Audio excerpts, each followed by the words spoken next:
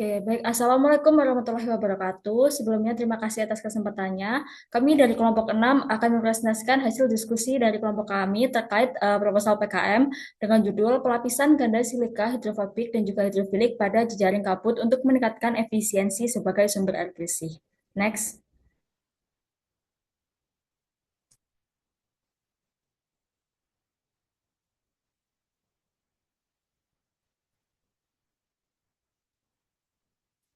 Next. Oke, sebelum memulai presentasi, izinkan kami memperkenalkan diri terlebih dahulu. Saya Sri Agustin dengan NRP akhir 083, kemudian ada Anggi Budiana dengan NRP akhir 013, kemudian ada Sepia Galo dengan NRP akhir 097, dan juga ada Afifah Destiari Putri dengan NRP akhir 123. Next. Oke, untuk selanjutnya di sini abstrak. Krisis air bersih di wilayah terbatas menjadi masalah yang global yang mendesak. Kemudian teknologi fog harvesting menawarkan solusi dengan mengumpulkan air dari kabut.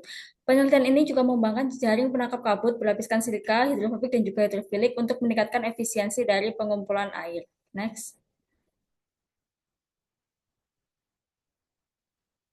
Untuk latar belakang sendiri, di sini ada empat. Yang pertama, yaitu krisis air bersih mempengaruhi lebih dari 2 miliar orang di dunia, berdasarkan pada WHO 2021. Kemudian, kabut sebagai sumber air alternatif, terutama di daerah yang lembab. Selanjutnya, fog harvesting sudah diterapkan, tetapi efisiensinya masih rendah. Yang keempat ada perlunya teknologi baru berbasis material yang lebih efisien. Next.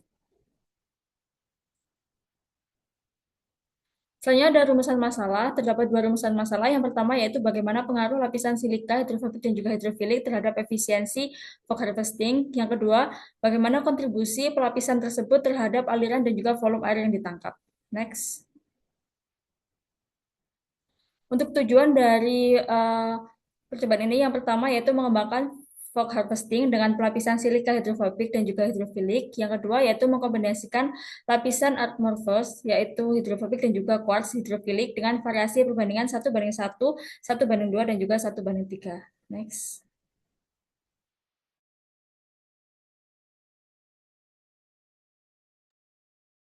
Oke, selanjutnya ada manfaat penelitian.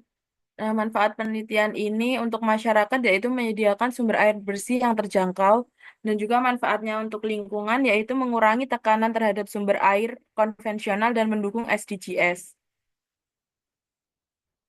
Untuk tinjauan pustakanya sendiri yang pertama ada silika. Silika atau SiO2 merupakan oksida asam yang banyak terdapat dalam kristal alami, kuarsa, dan pasir serta terdapat di kerak bumi sekitar 12%. Yang kedua ada penangkap kabut atau fog harvesting, yaitu teknologi penangkap kabut dikenal sebagai solusi untuk mengumpulkan air dari kelembapan atmosfer yang dapat menciptakan sumber air yang signifikan. Selanjutnya ada biomimetik. Biomimetik adalah cabang ilmu yang menggabungkan teknologi dan karakteristik alam seperti struktur, fungsi, dan mekanismenya menjadi bentuk produk yang baru yang dapat memecahkan masalah yang dihadapi oleh manusia. Tinjauan pustaka selanjutnya adalah state of the art. Yang pertama ada metode Paranet, kelebihannya murah dan sederhana, kekurangannya efisiensi rendah. Untuk metode yang kedua ada metode Kawat, kelebihannya efisiensinya 3 kali, kekurangannya biaya mahal. Metode yang ketiga ada medan listrik, kelebihannya efisiensi 53 kali, kekurangannya kompleks dan mahal. Untuk yang terakhir yaitu penelitian ini atau menggunakan fog harvesting, kelebihannya mengkombinasi hidrofilik dan hidrofobik, kekurangannya pelapisan bisa aus.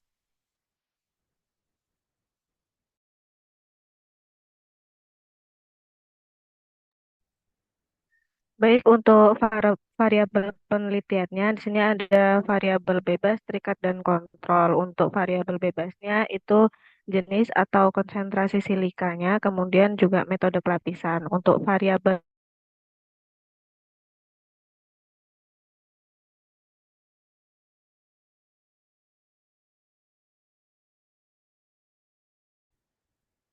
next,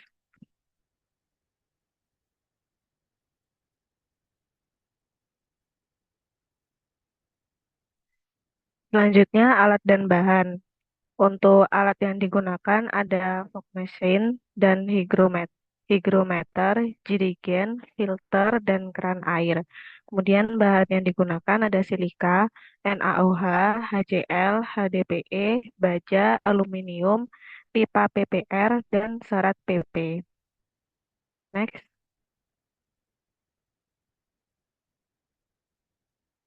Untuk metodologi penelitian ini, yang pertama ada studi literatur, jadi kita melakukan kajian literatur tentang teknologi rock harvesting, material silika hidrophobic, dan silika hidrofilik, struktur quartz, dan struktur amorphous.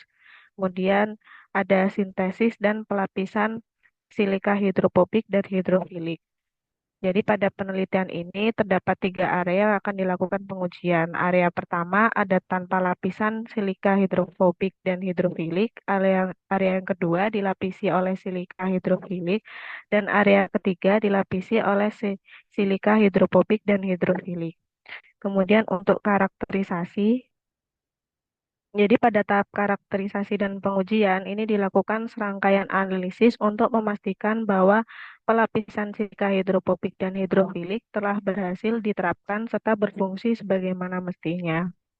Kemudian simulasi fog harvesting di ruang kontrol. Pada tahap simulasi dan pengumpulan data dilakukan pengujian efektivitas jejaring kabut yang telah dilapisi silika hidrofobik dan hidrofilik dalam mengumpulkan air dari kabut buatan. Kemudian yang terakhir, yakni pengolahan dan analisis data. Data hasil simulasi dikumpulkan, dirapikan, dan dikonversi ke satuan standar. Next.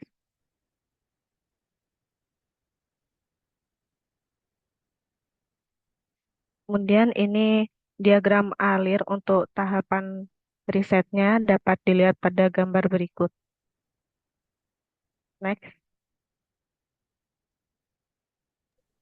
Nah, untuk hasil yang diharapkan yaitu yang pertama desain dan prototipenya jaring fog harvesting baru. Yang kedua yaitu ada data kuantitatif efisiensi air dan ketiga rekomendasi implementasi nyata dan yang terakhir artikel ilmiah dan publikasi media sosial. Next. Untuk anggarannya sendiri sebesar 9.181 juta. Untuk bahannya sendiri sebesar 5.331 rupiah. Untuk sewa alatnya sebesar 1 juta rupiah, lalu untuk transportasinya sebesar 1.900.000 dan untuk yang lain-lain sebesar 950.000. Next. Untuk jadwal kegiatannya sendiri yaitu durasi 4 bulan. Untuk 4 bulan dari 1 sampai 4 yaitu studi literatur, pelapisan, dan pengujian. Lalu ada penyusunan laporan dan publikasi di bulan akhir, dan yang terakhir penanggung jawab berbeda tiap tahapan. Next. Nah, untuk penutupnya sendiri, riset ini menawarkan solusi inovatif terhadap krisis air bersih dan didasarkan biomimetik material silika dan prinsip efisiensi pengumpulan kabut. Dan yang terakhir itu menyasar luaran ilmiah dan implementasi sosial. Next.